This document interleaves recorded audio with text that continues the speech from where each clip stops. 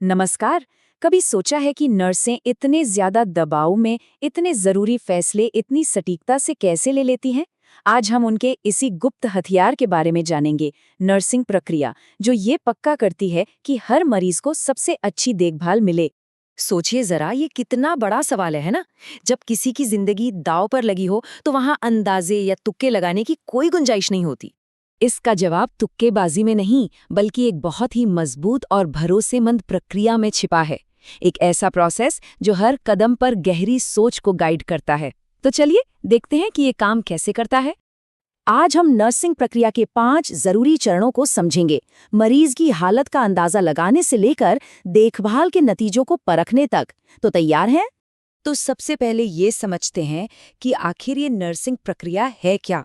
देखिए, ये सिर्फ एक किताबी शब्द नहीं है, ये असल में नर्सिंग के काम का दिल है, उसकी नींव है। अमेरिकन नर्सेज एसोसिएशन इसे एक क्रिटिकल थिंकिंग मॉडल कहता है। अब इसका मतलब क्या हुआ? आसान शब्दों में, ये नर्सों के लिए एक स्टेप बाय स्टेप गाइड की तरह है, जो ये पक्का करती है कि मरीज की देखभाल में कोई भी जरूरी बात छूट न जाए। इसे ऐसे समझिए, जैसे किसी मरीज की देखभाल के लिए एक वैज्ञानिक तरीका अपनाया जा रहा हो। जैसे एक साइंटिस्ट किसी थियरी को परखता है, बिल्कुल वैसे ही एक नर्स इस प्रक्रिया का इस्तेमाल करके मरीज की प्रॉब्लम को सॉल्व करती है। दिलचस्प है ना? इन 5 स्टेप्स को याद रखने का एक बड़ा आसान तरीका है ADPI। और हाँ, ये कोई सीधी लाइन नहीं है, ये एक पहिए की तरह है, एक साइकिल है जो मरीज को सबसे अच्छी देखभाल देने के लिए लगातार चलता रहता है। चलिए अब इसे एक असली सिचुएशन से समझते हैं, ताकि ये और भी आसान लगे। मान लीजिए एक मरीज आता है जिसे बहुत तेज दर्द हो रहा है। अब देखते हैं कि एक नर्स इस प्रक्रिया को कैसे इस्तेमाल करती है। तो सबसे पहला कदम असेसमेंट यानी मूल्यांकन। इसे आप एक जासूस के काम की तरह समझ सकते हैं, जो मरीज की सेहत की पूरी तस्वीर बनाने के लिए हर छोटे बड़े सुराग को इकट्ठा कर रहा है। इस स्टेप में नर्स का काम है मरीज के बारे में हर मुमकिन जानकारी इकट्ठा करना। और ये सिर्फ शारीरिक लक्षणों की बात नहीं है, उससे कहीं ज्यादा है। यही जानकारी आगे की पूरी देखभाल का आधार बनती है। देखिए, ये लिस्ट दिखाती है कि ये प्रोसेस कितनी गहरी है। नर्सेज सिर्फ बीमारी नहीं देखती, वे मरीज के मन को, उसकी जीवन शैली को, उसके डर को, यहाँ तक कि उसके विश्वासों को भी समझने की कोशिश करती हैं।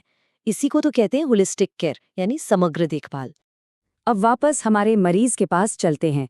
नर्स सिर्फ उसके दर्द का लेवल नहीं पूछती, वो ये भी नोटिस करती है कि मरीज एकदम चुप है, खाना नहीं खा रहा और उसकी आंखों में डर है। ये सब बहुत जरूरी सुराग हैं। अब जब सारे सुराग मिल गए तो आता है दूसरा स्टेप, डायग्नोसिस यानी निदान। यहाँ नर्स उन सारे सुरागों को एक साथ जोड़कर असली प्रॉब्लम को पहचानती है।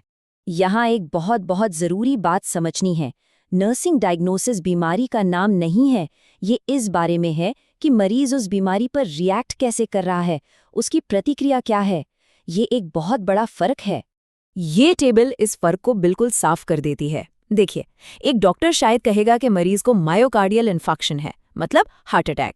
लेकिन एक नर्स क्या कहेगी? वो कहेगी कि मरीज को चिंता है और पोषण की कमी है। समझ रहे हैं फर्क? एक बीमारी पर फोकस कर रहा है, दूसरा उस इंसान पर।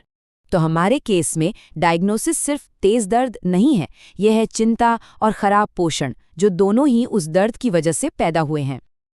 ठीक है, प्रॉब्लम पता चल गई। अब क्या? अब बारी है एक एक्शन प्लान बनाने की, एक ब्लूप्रिंट तैयार करने की। ये है हमारा तीसरा स्टेप, प्लानिंग। इस स्टेप में नर्स मरीज के साथ बैठकर उससे बात करके कुछ गोल सेट करती है। ये कोई हुक्म चलाने जैसा नहीं है, ये एक टीम वर्क है जिसमें मरीज की राय सबसे ज्यादा मायने रखती है। और ये गोल ऐसे ही हवा में नहीं बनाए जाते, इसके लिए एक खास तरीका इस्तेमाल होता है, स्मार्ट गोल्स। मतलब हर गोल स्पेसिफिक हो, उसे नापा जा सके, वो हासिल करने लायक हो, असलियत के करीब हो और एक तय समय में पूरा हो सके। कोई गोलमोल बातें नहीं। जैसे हमारे केस में एक स्मार्ट गोल ये हो सकता है, मरीज कल तक दिन में 3 बार बिस्तर से उठकर कुर्सी तक जाएगा और 2 बार हल्का खाना खाएगा। देखिए ये कितना क्लियर, नापने लायक और समय पर आधारित है ना? प्लान तो बन गया, लेकिन अब उसे असली दुनिया में लागू भी तो करना है। तो अब आता है चौथा स्टेप, इम्प्लीमेंटेशन, यानी एक्शन का टाइम। इसका मतलब सीधा है, जो प्लान बनाया है उस पर काम शुरू कर दो। इसमें नर्स खुद भी काम करती है, दूसरे हेल्थ केयर वर्कर्स को भी निर्देश देती है और हर चीज को ठीक से डॉक्यूमेंट करती है। हमारे केस में नर्स क्या करेगी? वो दर्द की दवा देगी, मरीज को कुर्सी तक चलने में मदद करेगी और उसे बताएगी कि क्या खाना उसके लिए अच्छा है।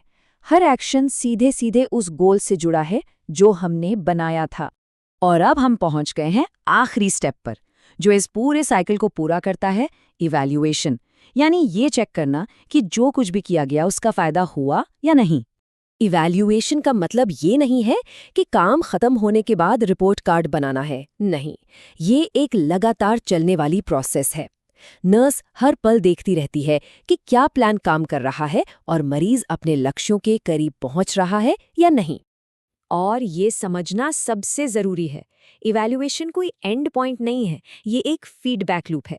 यहीं से पता चलता है कि क्या प्लान बदलने की जरूरत है ताकि मरीज को हमेशा बेस्ट केयर मिलती रहे। तो इस स्टेप में नर्स खुद से ये सवाल पूछती है, क्या हमारा गोल पूरा हुआ? अगर हाँ, तो बहुत बढ़िया, अगर नहीं, तो क्यों नहीं हुआ? अब हमें आगे क्या बदलना चाहिए? यही वो चीज़ है जो इस पूरे प्रोसेस को इतना पावरफुल और असरदार बनाती है। आखिर में ये सब एक ही मकसद के लिए है। ये सिर्फ कुछ कामों की लिस्ट नहीं है, ये समाज के प्रति नर्सों की एक जिम्मेदारी है, एक वादा है कि वे हर मरीज को सर्वोत्तम संभव देखभाल देंगे। तो मैं आपको एक आखिरी सवाल के साथ छोड़कर चाहता हूँ। अगर हम देखभाल को सिर्फ कुछ कामों की लिस्ट ना मानकर एक प्रोसेस की तरह देखें, तो क्या ये मरीज और नर्स के रिश्ते को एक सच्ची पार्टनरशिप, एक सहयोगी यात्रा में नहीं बदल देता? इस बारे में ज़रूर सोचिएगा। हमारे साथ जुड़ने के लिए आपका बहुत बहुत शुक्रिया।